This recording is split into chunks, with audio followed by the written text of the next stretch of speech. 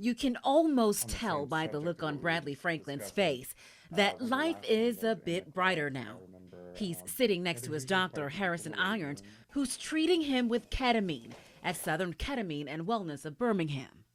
It's allowed me to, I don't know, just conquer the day-to-day activities, whereas sometimes those felt so daunting that I couldn't. Doctors tell me studies show ketamine given in small doses over time works miracles for people battling treatment-resistant depression, PTSD, and anxiety. And with ketamine therapy, even the hardest to treat people, we still see a response rate of about 80% in remission of symptoms. Many doctors use it as an anesthetic for patients. That has been allowed during surgery since the 1970s. 5 years ago, the FDA gave this ketamine-like nasal spray, Spravato, its stamp of approval to help people struggling with severe depression and the risk of suicide. But it did not approve intravenous ketamine therapy. Still, over the last decade, nearly 1,000 ketamine clinics like Synergy in Huntsville opened up across the country to offer it. We primarily use it for the treatment of refractory depression. It can also be used for acute pain crises. If somebody has a fracture or they have an abscess, we may use low dose. Dr. Damon Fierro says the medicine in these little vials create a feeling of separation of the mind and body. It causes multiple regions of the brain to start firing at the same time. And that's where the vivid thoughts and vivid dreams come from. But sometimes it can bring back some painful memories. Receiving ketamine therapy can result in frightening hallucinations. Those hallucinations or vivid dreams occur during the infusion, and they will stop 10 to 20 minutes after the infusion is over.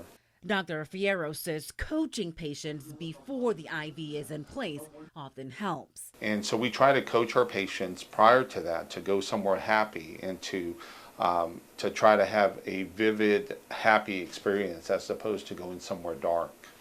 But we are always cognizant that it can bring up some painful experiences in people's lives.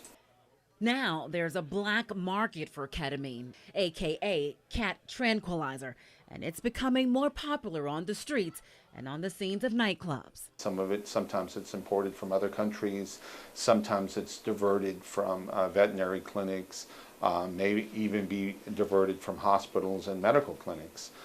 We keep our ketamine strictly inventoried in safes to prevent the diversion of the ketamine. Friends actor Matthew Perry died last October from acute effects of anesthetic ketamine, according to this autopsy report.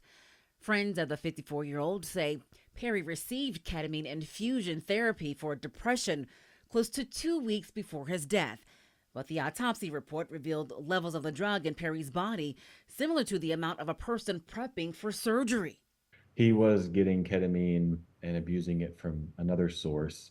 Ketamine, we actually use it a lot to help with people who do have addiction, but it's a class 3 substance, meaning that, it has a very low addictive potential, but when put in the wrong hands of someone who's just got a long history of addiction, like Matthew Perry did, unfortunately, it sounds like he presumably ingested ketamine in some way, shape, or form, and then decided to go swimming, which of course is certainly not advised.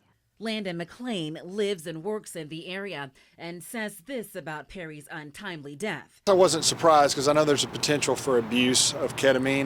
Dr. McLean says he administers ketamine almost daily here at McLean Surgical Arts in Huntsville. The doses I use in the office are what we call ultra low dose or almost micro doses. So the potential for over sedation or abuse under medical supervision is extremely low to zero. But obviously any sedative or general anesthetic used without a doctor's supervision can be potentially deadly.